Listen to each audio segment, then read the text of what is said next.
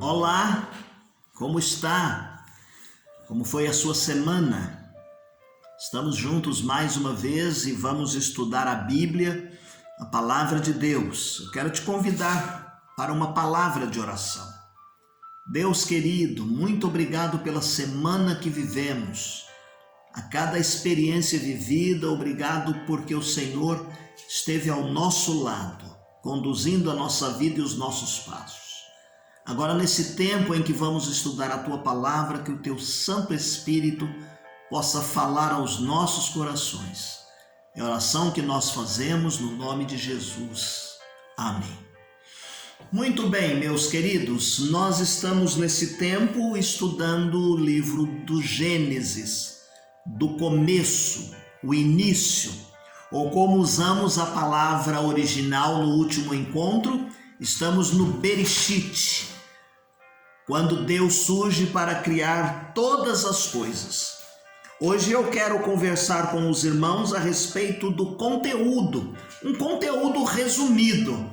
É bem verdade que nós vamos dividir esse conteúdo em 2 encontros, mas eu quero que você tenha em mente que é um conteúdo reduzido, porque nós vamos pensar algumas coisas para o nosso esclarecimento dentro da narrativa do livro do Gênesis. Então nós vamos começar com a narrativa da criação. Está lá em Gênesis capítulo 1, o verso de número 2. A terra era sem forma e vazia. Havia trevas sobre a face do abismo, e o Espírito de Deus se movia sobre a face das águas. O grande drama do começo de todas as coisas, a narrativa da história, tem início com Deus. Tem início em Deus, porque o texto diz: no princípio criou Deus. É uma linguagem em que o autor vai falar de forma muito simples, ainda que eloquente. Ele vai evocar aqui, trazer coisas maravilhosas, uma riqueza muito grande a respeito da criação, partindo de uma situação caótica para uma vida fervilhante e abundante. Vão surgindo aqui as coisas que Deus vai dizendo haja, aconteça, e vai surgindo aqui o mundo pelo qual o Senhor cria os astros, os elementos, as pessoas para viverem neste planeta criado pelo Senhor. Mas a narrativa vai além de uma simples poesia, de nós pintarmos aqui as coisas bonitas e ficarmos falando a respeito da beleza desse livro. Ela vai narrar, meus queridos, aquilo que nós precisamos para nós compreendermos. Veja bem, ela vai narrar aquilo que nós precisamos saber para nós podermos compreender e entender o mundo que estamos vivendo, o mundo que está ao nosso redor. Primeiro, nós falamos a respeito da origem do universo, do mundo e da vida. Não foi obra do acaso, como algumas pessoas querem dizer, que houve uma explosão e tudo começou a existir. Ou um processo evolutivo, como algumas pessoas também através da teoria da criação querem dizer aqui a respeito do processo evolutivo. Há um Criador, Deus. Esse Criador é Deus. Se partirmos do texto bíblico, do ensinamento da palavra de Deus, nós vamos compreender então que há um Deus Criador. Segundo, esse Deus fez tudo que existe. No princípio, criou Deus. No início, criou Deus. O que importa para nós sabermos aqui é a partir de Deus as coisas deste mundo que vieram a existir. Terceiro, o que Deus fez, Ele fez bom.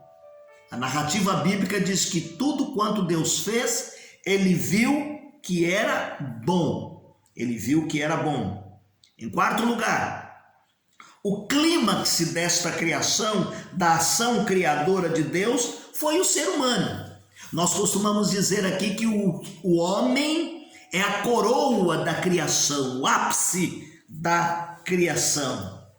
Em quinto, o ser humano se distingue de todas as outras criaturas, de todas as coisas criadas, em pelo menos 2 aspectos que eu quero citar aqui para a nossa compreensão neste momento.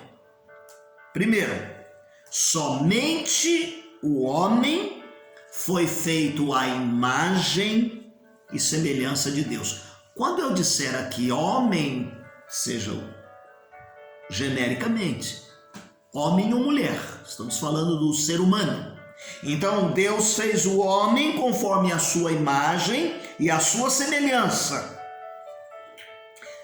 Segunda coisa que distingue o homem das outras coisas criadas: somente ele recebeu o encargo de controlar, de modo responsável, é claro, toda a ordem criada.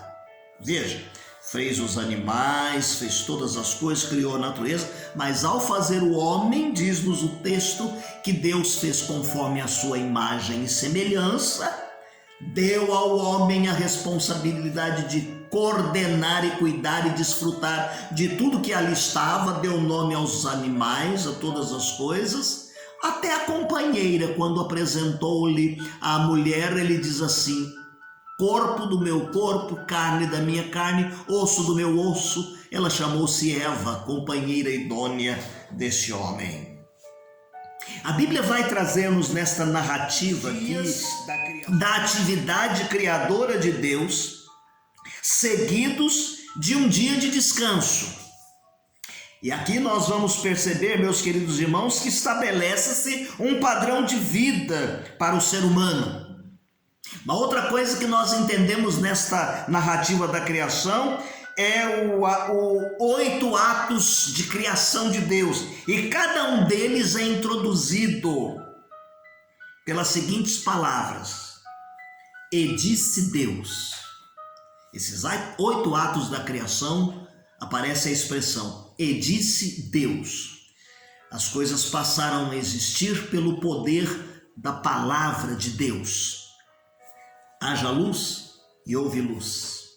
Separa a água de cima da água de baixo. Cada uma das coisas, ao dizer de Deus, elas passaram a existir e tomar o seu lugar e a sua forma. Estes pontos de vistas aqui que nós estamos destacando, ele é visto pelo observador que acompanha o desenvolvimento da criação. Não há necessariamente uma ordem cronológica em algumas coisas. Por exemplo, quando você lê que Deus criou alguma coisa, ele diz assim: chegou o fim, a noite, e ele diz assim: a noite, a tarde e a manhã do dia. A nossa mente hoje diria assim, para terminar o dia: houve a manhã, a tarde e a noite. Todas as narrativas de cada dia, ele termina com a noite e ele retrocede, dizendo assim: a tarde e a manhã do 6º dia, do 5º dia. Então aqui o escritor, a narrativa dele não entra muito nessa questão cronológica. Nós é que temos uma mente assim e que agimos assim mais modernamente. O que a narrativa aqui quer trazer é um entendimento da forma mais simples possível, para que desde a pessoa, o ser humano mais simples até o mais educado mentalmente, que tenha tantos entendimentos científicos, ele vai compreender a narrativa da criação.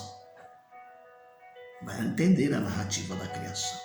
A narrativa do Gênesis também não tem a intenção de ser um tratado de geologia.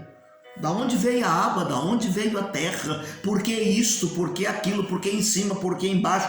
Também a questão da biologia, quando Deus diz assim, para a água apareçam os animais lá aquáticos e a erva do campo, a questão dos astros, da astronomia, da questão da ciência. O escritor do Gênesis não está preocupado com isto, não está preocupado aqui em fazer esses tratados. Não lhe ocorreu que na criação esses detalhes precisassem vir à tona. O importante, meus queridos, ainda que não se informa em que tempo a terra foi criada. Há uma narrativa, por exemplo, no livro de Isaías, em que Isaías diz assim, no tempo em que morreu o rei Uzias, determinou uma data. Aqui no Gênesis você não vai perceber nenhuma preocupação do escritor a respeito destas coisas. Ao colocar aqui 6, 7 dias, é importante que se tenha o entendimento de um padrão que vai expressar a energia criativa de Deus, a satisfação de Deus, uma ordem e a majestade simples pelo qual Deus criou todas as coisas. E é por isso então que a narrativa da criação dá um sentido, dá um referencial de vida para o ser humano.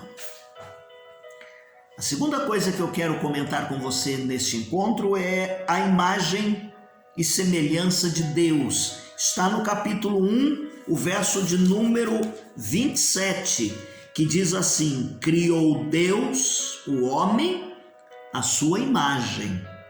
A imagem de Deus criou, macho e fêmea os criou. Aqui você vê que é uma narrativa sucinta. Entra-se no capítulo 2 uma outra narrativa detalhada, no sentido de que alguns detalhes sejam colocados aqui no escrever da origem do homem. Mas vamos entender aqui um pouquinho essa questão da imagem e semelhança de Deus que aparece no verso de número 27.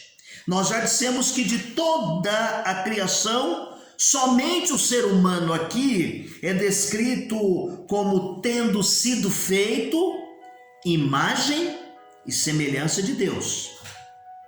Já frisamos que isso coloca o homem como um ser criado de forma distinta dos demais animais. Significa que o ser humano é um ser que tem um relacionamento especial com Deus. Aliás, um relacionamento pessoal, porque diz-nos o texto que Deus passeava na viração do dia para visitar o casal. Aqui o Criador deu ao ser humano o controle de todas as coisas. Coube ao homem a responsabilidade de administrar tudo que estava ali. A semelhança, então, deve ser entendida de uma forma moral, deve ser entendida de uma forma espiritual.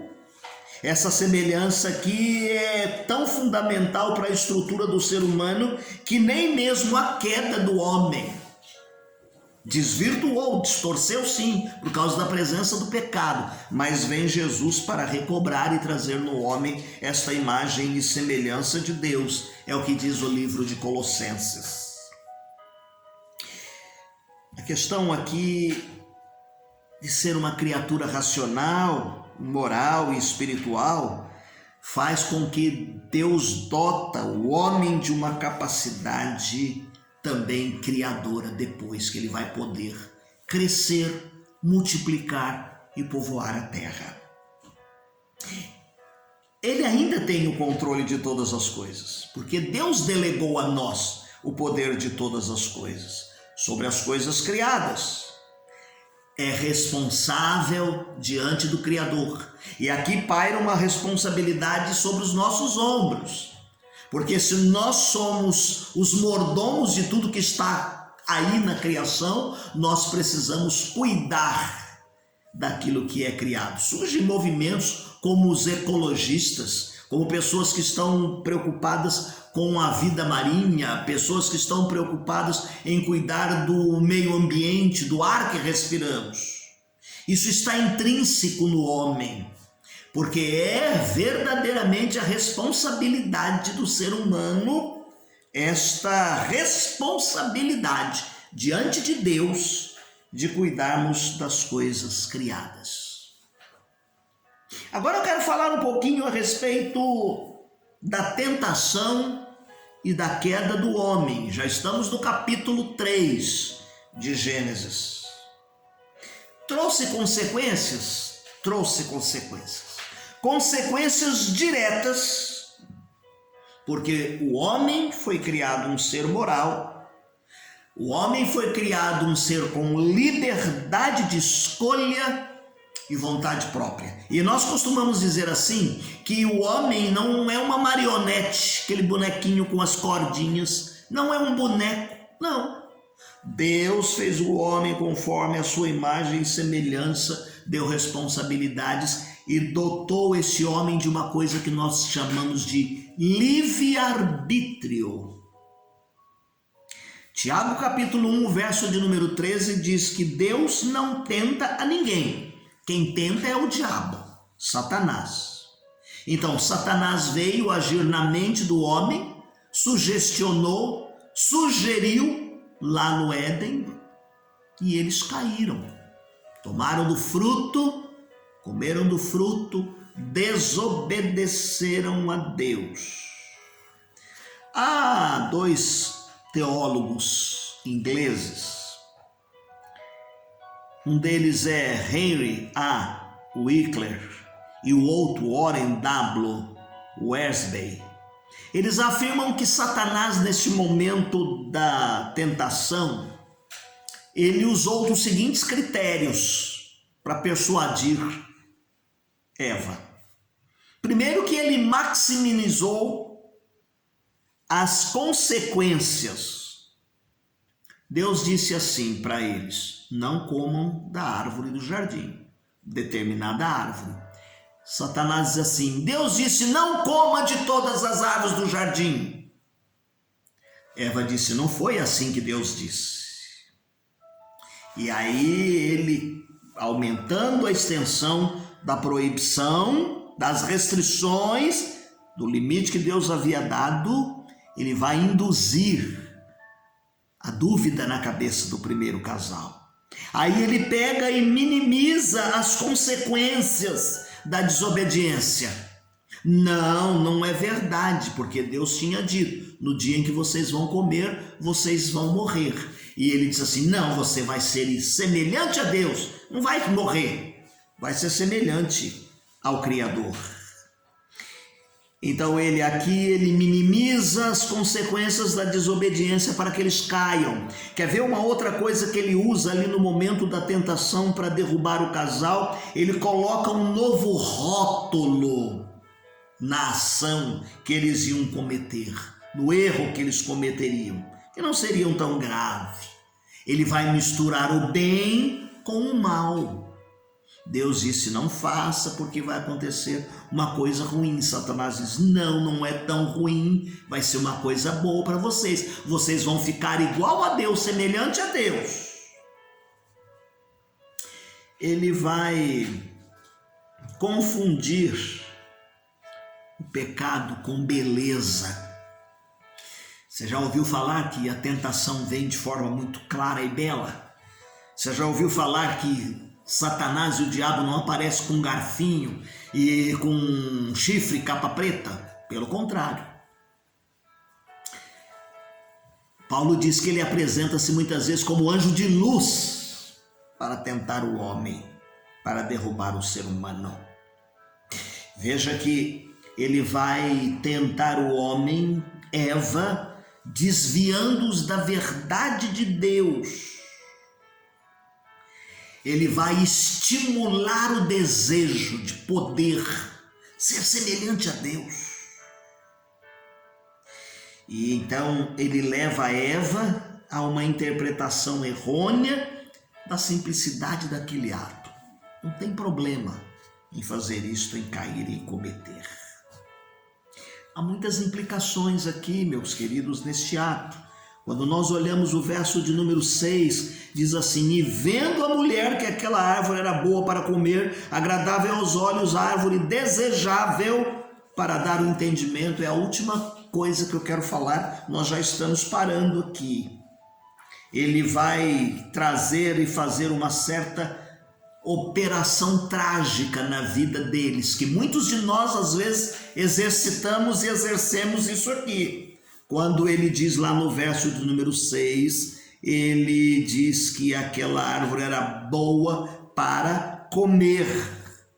Ele vai então mostrar através dos olhos o que nós chamamos, e 1 João chama de cobiça dos olhos. Enche os olhos. A cobiça da carne, quando ele diz assim, boa para se comer, a cobiça da carne, cobiça dos olhos, agradável aos olhos, ou desejável de entendimento, o orgulho. Cobiça da carne, cobiça dos olhos e o orgulho. 1 João capítulo 2, verso 15 a 17, chama muito a nossa atenção. Leia com calma o que João está dizendo lá na sua primeira carta. Consequências do pecado, elas são desastrosas, tanto para o ser humano quanto para a natureza. A Bíblia diz que os animais se tornaram em feras, surgiram espinhos, surgiram cardos. E hoje, o que acontece? No decorrer da história da humanidade, guerras, desajustes econômicos e sociais, violência, discriminação, exploração do ser humano, degradação do meio ambiente, florestas sendo devastadas, rios sendo assoreados, lixo jorrado dentro do lixo, dentro dos rios, vazando petróleo nos mares. E poderíamos enumerar aqui uma série de coisas que a cobiça dos olhos, o orgulho, a cobiça da carne trouxe como consequência para a vida dos seres humanos, e nós vivemos isto até hoje. E enquanto o ser humano existir e não se arrepender dos seus pecados e mudar a sua vida, ele vai continuar vivendo essas consequências na sua vida. Ok? Hoje nós paramos aqui, tá bom? Eu fico devendo repensar um pouquinho mais a respeito da queda e a tentação e os resultados, e vamos falar a respeito de um novo começo, falando a respeito de Noé no capítulo 4, e por último nós falaremos a respeito de Abrão. A obediência torna-se em bênção para todas as nações. E aí faremos aquela aplicação que sempre fazemos do livro para os dias de hoje. Deus te abençoe. Eu espero que você leia a leitura diária que nós recomendamos no final da transmissão, para que o irmão previamente leia os textos que citaremos, tá bom? E também para o seu crescimento espiritual, além do nosso encontro aqui, você cresça espiritualmente a cada dia durante a semana. E eu termino só lembrando aqui uma frase do hino de número 50, do cantor cristão, que diz: contai-me a velha história do grande Salvador, de Cristo e sua glória, de Cristo e seu amor. Com calma e com paciência, pois eu quero penetrar a altura do mistério que Deus nos pode amar. Conta-me a velha história, conta-me a velha história, contai-me a velha história de Cristo e seu amor. Deus te abençoe, tenha uma semana feliz e abençoada.